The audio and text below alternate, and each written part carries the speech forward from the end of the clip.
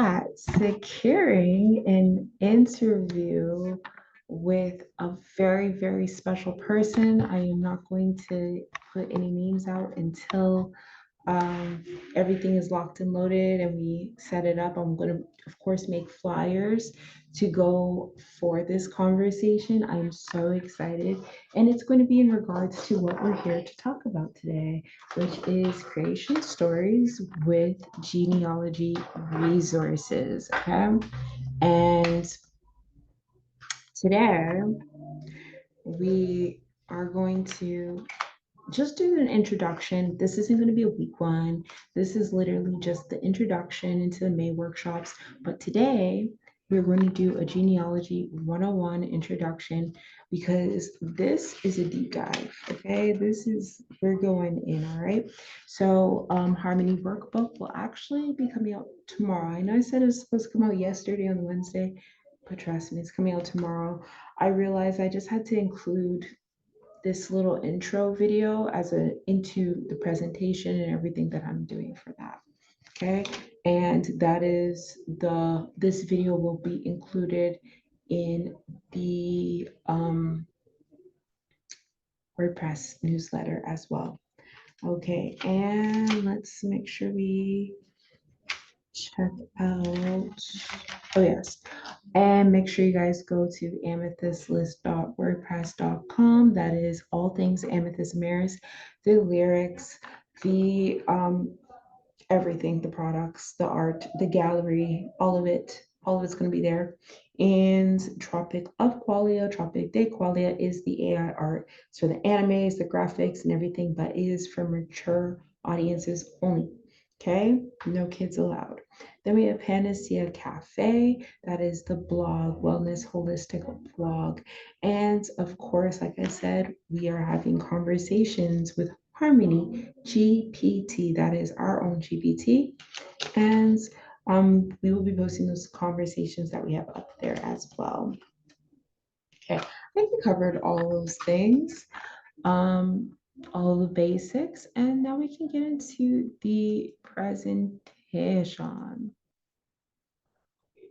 Creation stories with genealogy resources. I'm sorry about the noise level today. Don't really have any control over the noise level. Okay. So today, like I said, it's not the week one. Next week will be week one of the workshops. Today will just be an introduction into this because it's going to be our most in-depth. The other ones, what we're doing is artists and creatives with trees, and that is more focused on reforestation and then also focused on what we said with cannabis as well. So we're going to have conversations around that. And then we have record producing B2B, which is cutting records, the business side of things. So we're going to be doing that. But this is a very deep topic and it requires a lot of information. So I said, you know what, perfect. Let's time it out where we can do an introduction that leads us into the topic rather than just jumping into the topic and then having to squeeze everything into condensed portions. Okay, and this will be the flyer that you guys saw for this workshop. Okay, and as you guys see here, we are covering today Genealogy 101, Colonialism and Ancestry, Resources, and What's Next. Okay, so our mission is to embrace and celebrate the rich diversity of human cultures and ancestries, fostering a deeper understanding and appreciation of our shared humanity and the unique contributions of every race. Through exploring our roots, we aim to build a more inclusive and harmonious world where every individual is recognized and valued for their heritage and potential to enrich the global community. Okay. So let's have a little talk. In our indigenous culture, one of the things that we talk about is 7 generations. So 7 generations before me and 7 generations after me. And that's not to negate the many ancestors that go way beyond that. That's not to negate that at all, right? But it is to bring focus to your footprint and what you have impact on, what you can do, and what you are a culmination of, and what you have impact on. Okay. All right. When tracing ancestry back to the seventh generation, you are looking at your fifth great grandparents. Here's how the numbers break down mathematically. You have two parents, four grandparents, eight great grandparents, 16 second great grandparents, 32 third great grandparents, 64 fourth great grandparents, and 128 fifth great grandparents. So at 7 generations back, each person has 120 ancestors in that generation alone. I want to show you guys these numbers and bring this to your awareness because people underestimate how many grandparents you have. These are direct ancestors. I'm not talking about the cousins or the siblings or anything like that. These are your direct ancestors. Direct, you are a result of these people, okay? These people all put together, okay, to make you. And it is very imperative that we start to now look at ancestry like that. A lot of us don't come from places where we are just generation after generation in one race. Some of us do, and there are genealogical resources for that. And most of the time, when those people do come from long lines of their family, seldom do they not know unless they've been detached in recent years. Okay. And even with that, there are ways and methods that people solve that today. I've personally seen people that like get DNA tests after being adopted and then meeting a family line that has known of their origin for years, right? There are people like that. There are so many people, though, within you. And now when we're speaking on people with admixtures from slavery, is the way to say it, and colonialism, then we have to start looking at this differently. Somebody like me, for example, okay, I have two parents. Both of them are mixed. Okay. All right. My dad, you would look at him and you wouldn't be able to tell that he's mixed. What is he mixed with? So many different things. He's a multi-generational mix. But overall, what he is a Black Amerindian. He is a dark-skinned native. Okay. All right. My mother, she is what people call biracial. Okay. But even that, she's actually still just mixed. She wouldn't even really be considered biracial because, again, even her father, who is the white person, right, had so many different genetic makeups in himself and actually coded himself as just English and erased a lineage of that was his father's. He might have this one woman that was his mother, that was this, but it completely erased everything that his father was. And ancestry has given me the ability to look at that and say, whoa, wait a second. No wonder he had these ideals and he did these things, or he thought like this, or he caused this harm, or he did these things, or he had to live like this because this, right?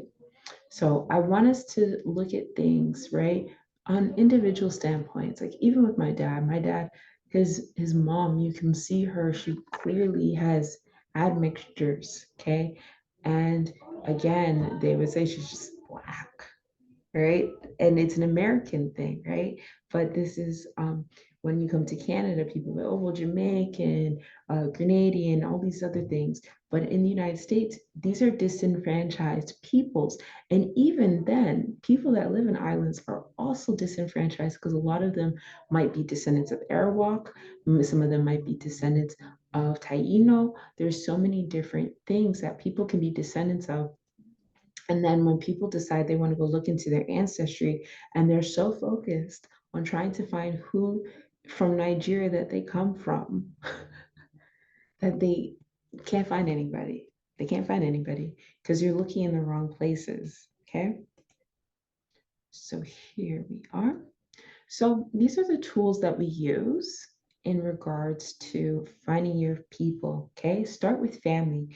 Gather information from living relatives. Interviews can uncover valuable stories and clues. Last year, I did a talk with Take Back the Night. In my speech, I spoke about my ancestors and I felt called to talk about my family. I do have the speech. I have never posted it. Maybe like if you guys leave in the comments if you want that, maybe we might provide it one day if I get enough asks for it. Because I don't know if I want to put it out there. Not yet. Yeah, I need some encouraging when it comes down to my talks. Okay, so vital records. Look for birth, marriage, death, and divorce records. These documents provide foundational details. Census data. Census records are invaluable for tracking ancestors over decades and understanding their living conditions. When we're talking about particular records, I want you to know that people do fudge their records, okay? All throughout history, there are many things and many reasons for people to lie on their records. So always keep that in mind when we're looking at race, when we're looking at gender, when we're looking at certain things, okay? Always keep these in mind because we are looking at generations of people that sometimes lived in fear, okay, of fear of being executed or a victim of eugenics, okay? So the thing is a lot of those people, as a form of protection, fudged their records. So always keep that in mind, okay? Immigration records, passenger lists, and naturalization records can reveal when and from where ancestors immigrated. Now, for myself, people ask me, well, why don't you talk about this family line? Because certain family lines I don't know for sure. Let me make this bigger because I can talk now. Certain family lines I don't know for sure. So of course, if I don't know for sure, I won't talk about it. Okay. My mom's father's mom, okay, which is our white woman, we call her. And the reason why we speak of her in this way is because she openly disowned us for being too black. Okay. Um, I don't know. But thank you. Thank you. I always thank her for just not being in my life. And who knows, maybe I believe that when we all like leave this realm and then we go into the other world, then all those inhibitions and those negative thoughts and all those things that we thought and believed are gone. So I now know that she just served that particular purpose in this realm, in this time, in this lifetime. Okay. I don't think that her spirit is like that. There's a reason why she's my great grandmother, I guess. Great grandmother? Yeah, it would be great grandmother. So there's a reason why she is that person, right? Um, Aside from that, though, we can take her family line back hundreds of years because she is white. She was a Quaker. And it enrages me. It enrages me so much that not for her, but for all my family lines, okay? Because now we're going to my dad's family, where one person was um, my grandfather's mother, okay? Her mother was married to someone that was the child. Okay, so he was the child. I'm getting my numbers in line. He's the child of someone. His name's Richard Kidd, and Richard Kidd. Okay, you guys throughout this workshop, you will know everyone's names. Promise you. So Richard Kidd is in the Kidd family, and he's supposedly white and Cherokee and black mix, of course, right? Because his father would be King Kid would be his father. We'll look at it one of these days soon. Um, I'm trying to find a way to show you guys my ancestry without putting everybody's business out there. I might end up like doing that and figuring out how to edit it, but I digress. The thing is this is a person that was a child, okay, a child of slavery.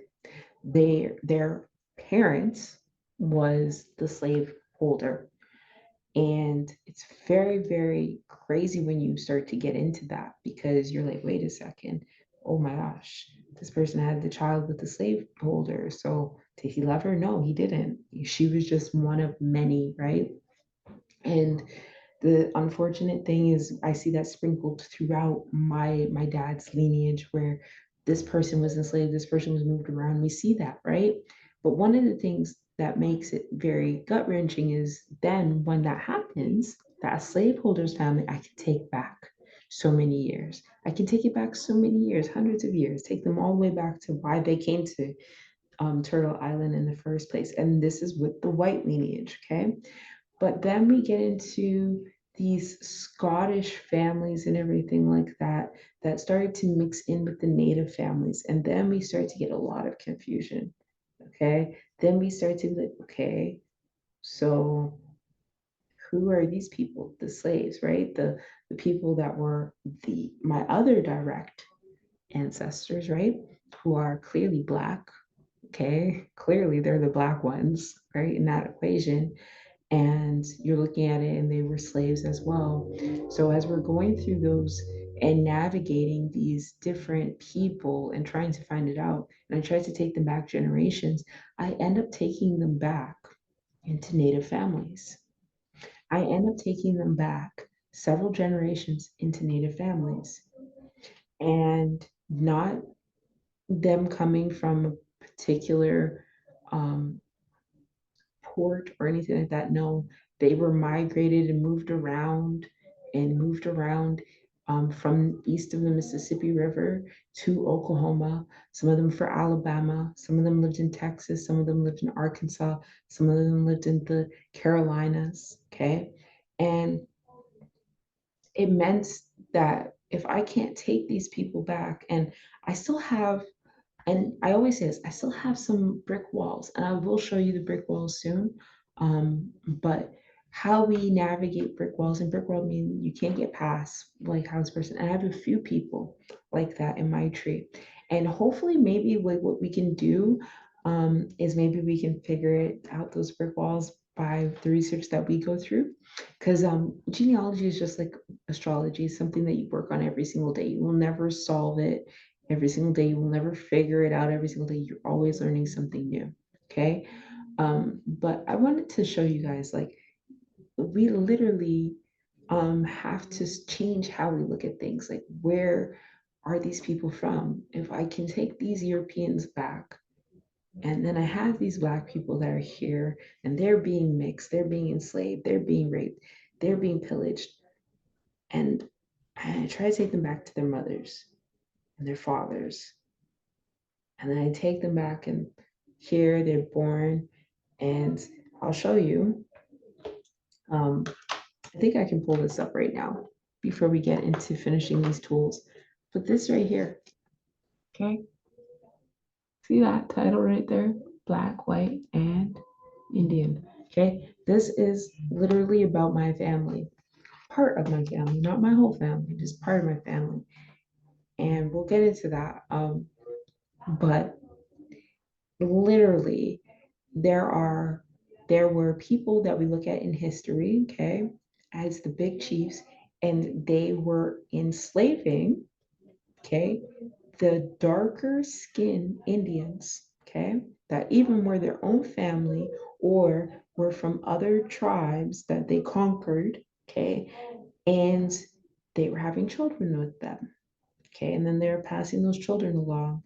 And when we get into this as well, we're going to be talking about the effects of colonialism, but we're going to be talking about the breeding farms, and we're going to be talking about chattel slavery and buck breaking and those things, because these conversations are imperative to have. Okay. Now, I'm going to finish up on the different tools, and then we're going to get into more of those conversations. Okay. So, military records, service and pension records provide insights into ancestors' military service and can also include personal information. So you can find like people's birthmark, people height, what they look like, descriptions. Very good, very, very good stuff. Obituaries. These can offer a wealth of information about relatives and the extended family. Local libraries and archives. Many have unique collections on local history and genealogy. Okay. online genealogy databases, websites like Ancestry, Family Search, and MyHeritage offer extensive records. Social Security Death Index, SSDI, useful for finding information about individuals who died after the creation of Social Security. What I will do, and this will be for the next workshop, is one second, add when Social Security started. We'll just add that into the next workshop. I didn't get to research that today. That was something my ADHD avoided. Okay, so land records, deeds, and land grants can show where ancestors lived when they moved. Probate records, wills, and estate records can provide information on family relationships and possessions. Genealogical societies, local and national societies often have resources and connect you with other researchers. DNA testing, genetic testing can help with biological relatives. Now you see that I did not add anything else to DNA testing because as a person that has the most admixtures and susceptible phenotypes to bias, okay, I would say that DNA testing is shit when it comes down to crafting origins because mine like says I'm 60% African. Okay. And no. This is the thing. It says I'm 60% African, but then it says I'm a little Filipino, a little this, a little that, a little this, a little that. It literally gives me predominantly every African and Africans that aren't even ports, okay, of slavery in the first place. And then on top of it, what it also gives me is then a bunch of races that I know nobody might, I might have Scottish, I might have Irish, I might have a lot of things. I might have Spanish. I do. I have indigenous Spanish, indigenous Americas, things like that, right? But it's adding like 1% of everything. And it's like, oh my God, seriously, you guys, you're just telling me I'm just like big chunk here, 1% of every other race. That's now you guys are just playing with me. Now y'all are just playing with me. But DNA testing did not work well with me. And seeing people who are my DNA matches though, and seeing their DNA and how crazy theirs are. And the funniest thing about it is some of these people I know personally are full out straight. Like one of the cousins is straight Cherokee, like, and her DNA showed up predominantly Scottish, Iberian, and stuff. And the thing is like a person can be mixed with these things. There's reasons why these admixtures show up, because of course there was before anyone else came, Spanish came and they went ahead and they colonized Puerto Rico, but they also came to Rhode Island before.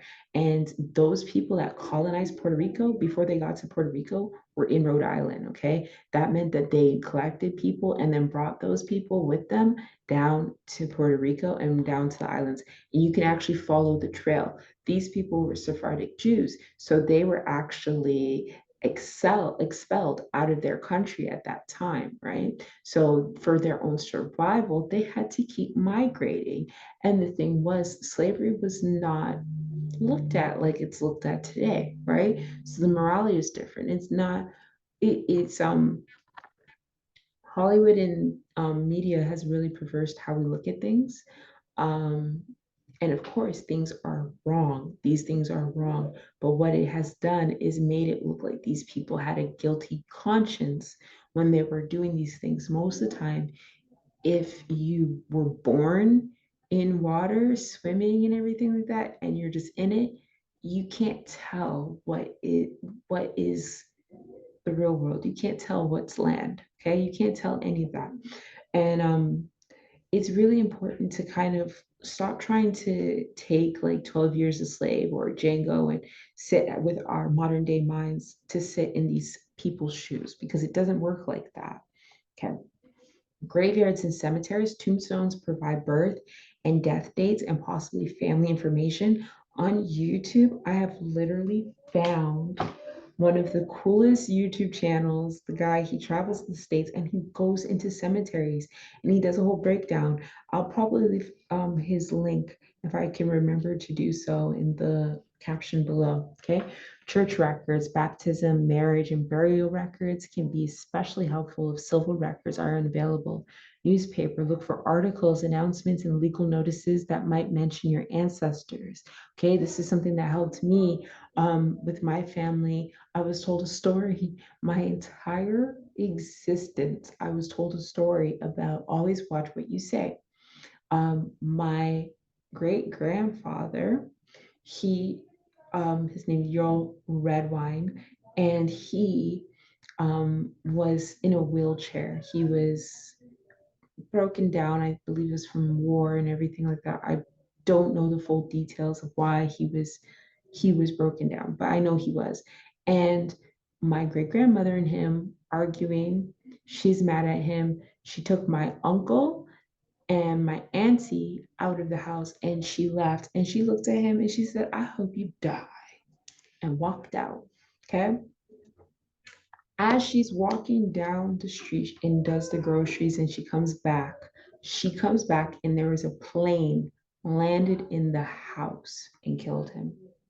Okay. And I'm thinking, this is a story that my family's telling me, so I just watch what I say. I'm thinking that's what's going on. My family is pulling my leg. No, when I go on Ancestry, there's a news article about it, a real news article about it. Okay. People back in the day didn't have much to talk about. And the thing is the only way that they could actually get communication going on. So, like, you can look in old papers, and if Jim Bob was tired and he was like, sick one day, he's gonna go and let the news lady know. The news lady's gonna know. She's gonna put it in the paper and say, Jim Bob was sick on Tuesday, but he's feeling better now. And that's gonna be in the paper. And it's amazing what you would find. And you can get to really know your family by looking through the newspapers of the old times. Okay. Okay. So school alumni records, and then historical societies, family heirlooms, and persistence and networking. Okay. Let's move this part along. Okay. If you have trouble starting, genealogists say find who was alive in the 1930s, then work your way back. Okay, so find out who in your family was alive in the 1930s, which grandparents or uncles or anybody. Find them, put their name into the system, and when you do that, start looking, and then you'll see some census and find their name, and then you can connect. Okay, that is the most important thing. If you don't know anybody in the 1930s, it's going to be difficult. There's ways to figure it out and learn about it, but it's really imperative to figure out who was alive in that time period for your family.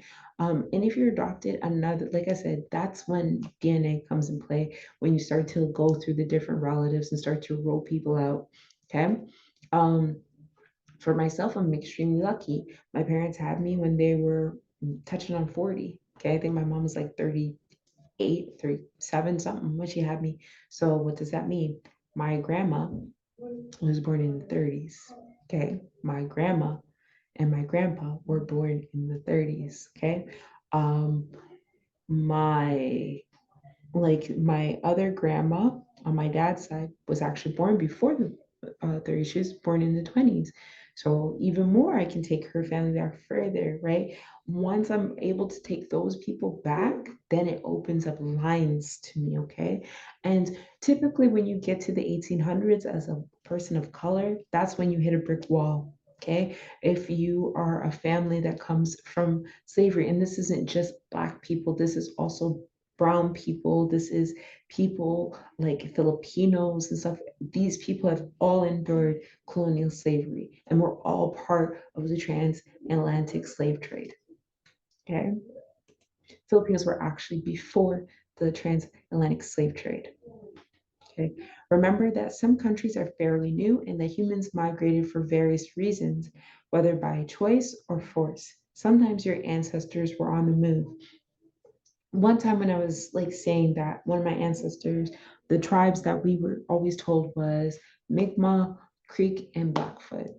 But I was mentioning it and someone said, "Oh, well, your family can't be from here and here. Like it's impossible."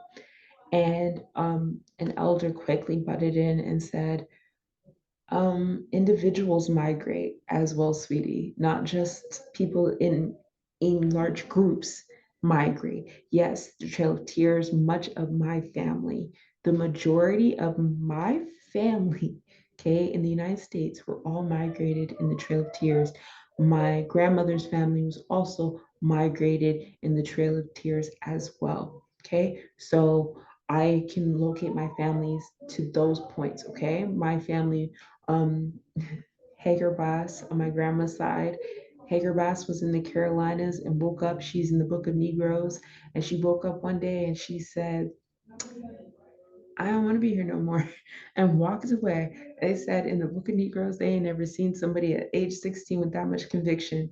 Walked away, walked from the Carolinas, went to New York, and told the British soldiers, okay, that she was running away from slavery and she was in danger and she feared for her life.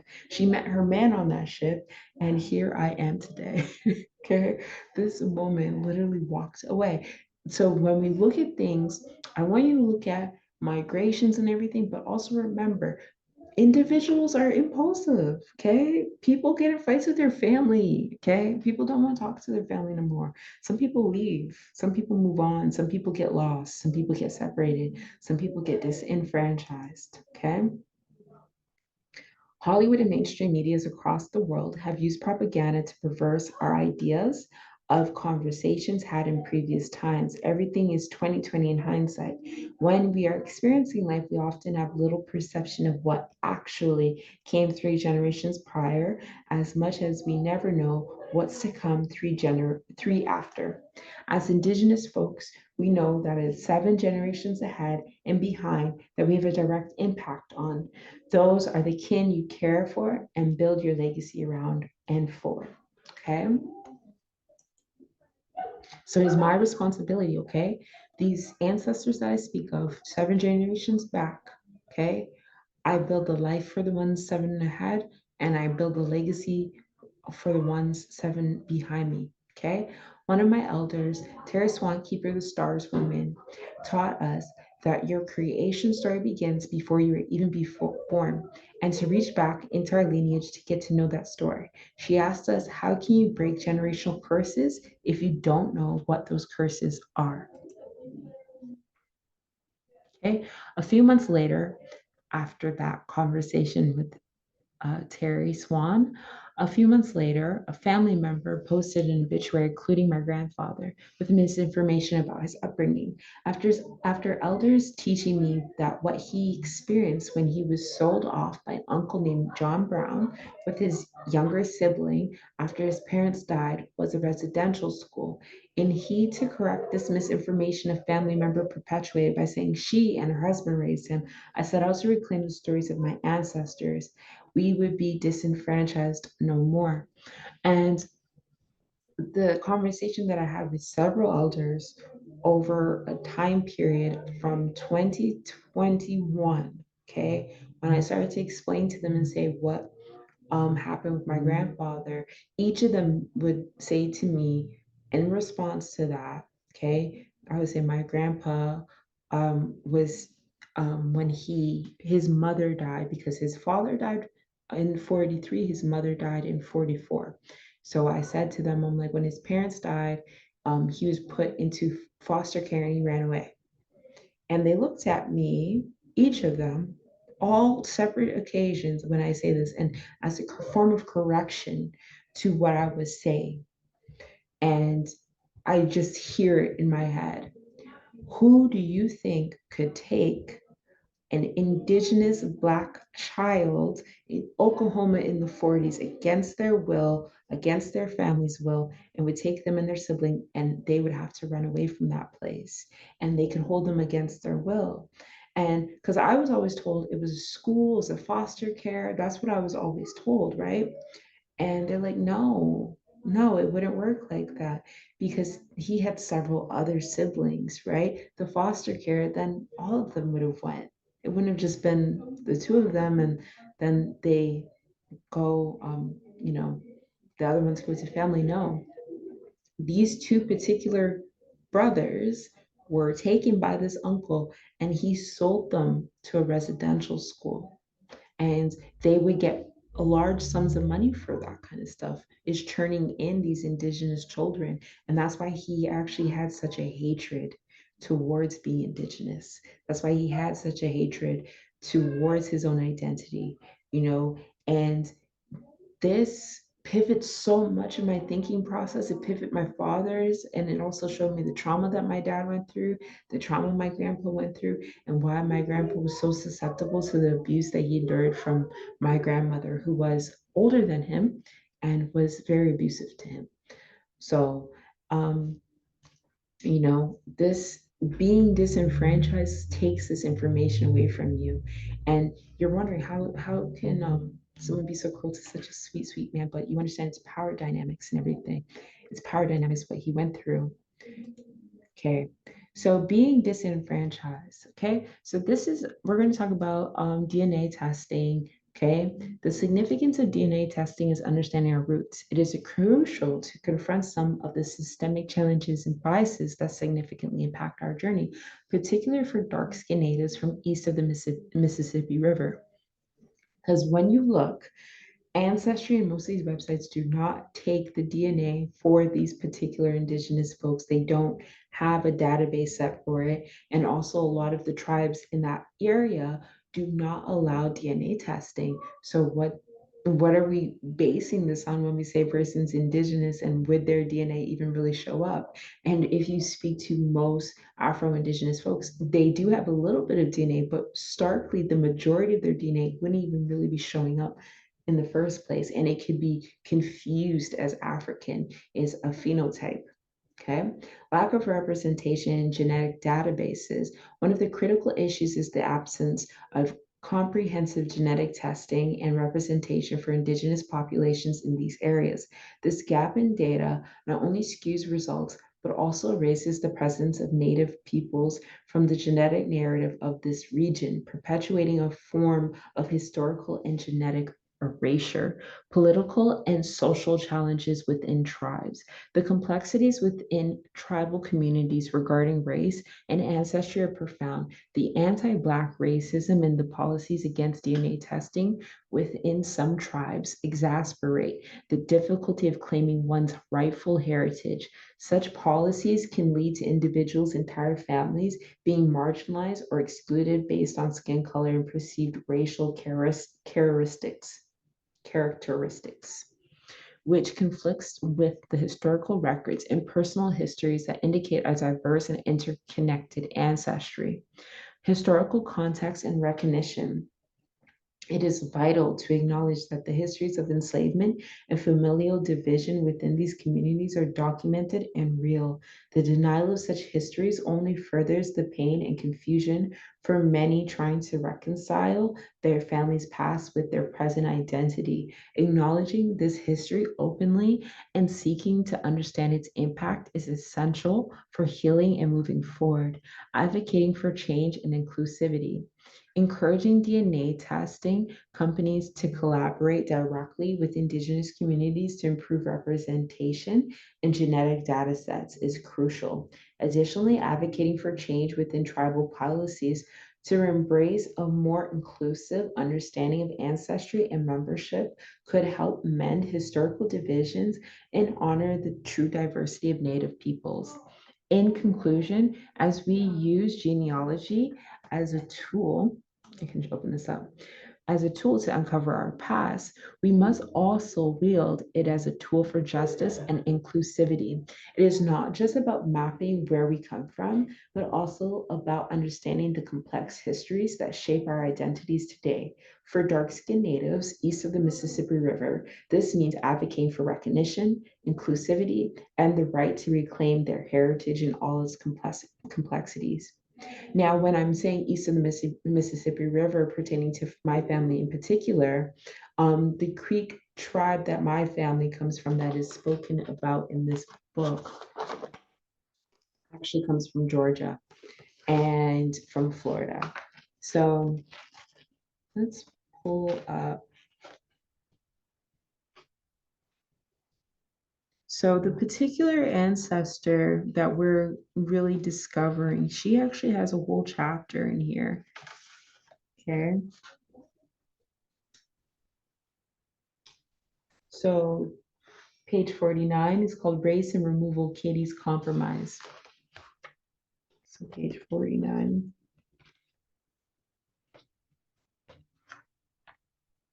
Okay.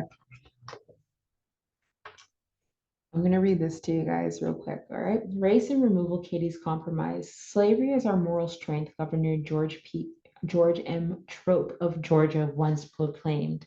In the 1830s, Katie Grayson decided to adopt Trope's axiom as her own. Soon after, she and her Black partner went their separate ways. Katie married Johnny Benson, whose Creek name was Tolwa Toskany. Tolwa was the son of Intak Heath. I think I pronounced it Intak Heath.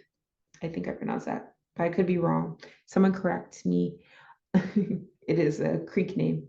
So a medicine man from Halabi and Halabi. I'm like saying it like it's like an Arab name. I don't know how to pronounce these things, so correct me in the bottom, please. I want to be able to learn these properly.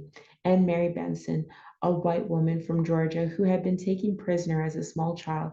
Tolwa, Tuscany's grandson, later described him as medium build, rather below the medium in stature, a little inclined to be bow-legged, coal black hair inclined um, to a little curl with all ways of manner of a full-blood Creek Indian. As a former Red Stick partisan, Tolwa offered Katie respectability in the community of Red Sticks, who, less than a decade earlier, had singled out the Graysons for abuse. As a Creek and a European, he also satisfied Robert Grayson's racial criteria. Shortly after their marriage, Katie and Tolwa had their first child. They would have 10 in all, 6 girls and 4 boys. Okay. Now, like I said here, in this little part that you guys heard, she went and she completely remarried. Okay. She completely remarried and she left behind her Black partner. Okay. Now, and so here, this actually has the maps and everything like that, okay? And like I said, everything was happening east of the Mississippi River, okay? East of the Mississippi River. And so she abandoned her own children, okay? And this isn't to shame her or anything in her decisions. It's a survival mechanism. These are all survival mechanisms. It's the same way when we would look at the Osage and we're wondering why these Osage women keep marrying these gold diggers. It was looked at as a form of, they were actually joining in. They were actually becoming assimilated. They were joining into it. Okay. So here we go.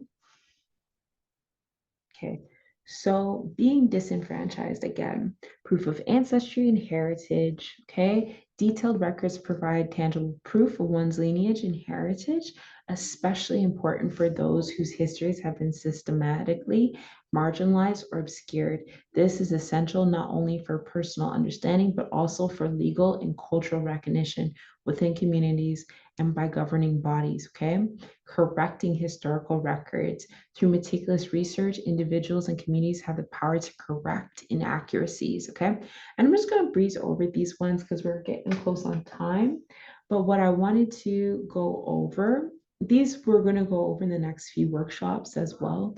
But this, and this was in conversation to who we're speaking about earlier today, we're going to do the interview and sit down presentation with them possibly next week, is advocacy not a lot of us that are of these origins are saying anything, and we're too scared to say anything because people are going to look at us like we're crazy. Okay, we need to start speaking about it so that we can start creating change and so that our children aren't being disenfranchised. Okay, so some of the words that I also want to point out that are going to be, and I'm just going to go over these really quick. I'm not going to go into detail. I will keep adding this in. When we go through these work research paperwork and everything and go through the tools, you're going to see these derogatory terms, okay? You're going to see mulatto, quadroon, octoroon, sambo, freedman, creole, and manila. One thing is a lot of people say freedman isn't a derogatory term. If you were, okay, a Black native and you were clumped in with people of the African diaspora, it is a derogatory term to call them a freedman, okay? It is, all right? So, harmful assumptions and misrepresentations, erasure of Native histories, misuse of scientific narratives, simplification of human diversity. And you know what? I'm gonna read these ones to you guys, okay? I'm gonna read these ones. I feel like, we can read these. Harmful assumptions, okay? Erasure of Native histories. Assuming that all people of dark skin must have African origins erases the rich histories and diverse origins of dark skinned natives from various regions, including those from Turtle Island. This assumption undermines the distinct cultural, historical, and genetic legacies of these populations, contributing to a form of historical erasure. Okay, these are literally tools that we are reenacting of colonization when we make these statements. And that's why I want to really, really push forward on that. Right now, we are witnessing genocides all over the world. How do you think those genocides go on after hundreds of years? And these people, the descendants, don't even know who they are. They don't even know. We are actively living in one. We are actively living in a genocide here in Turtle Island. And the thing is we can be completely erased and forgotten about, right? Misuse of scientific narratives. Early anthropological theories often use limited data to fit a Eurocentric narrative of human development, which sought to place African populations at the root of all human diasporas.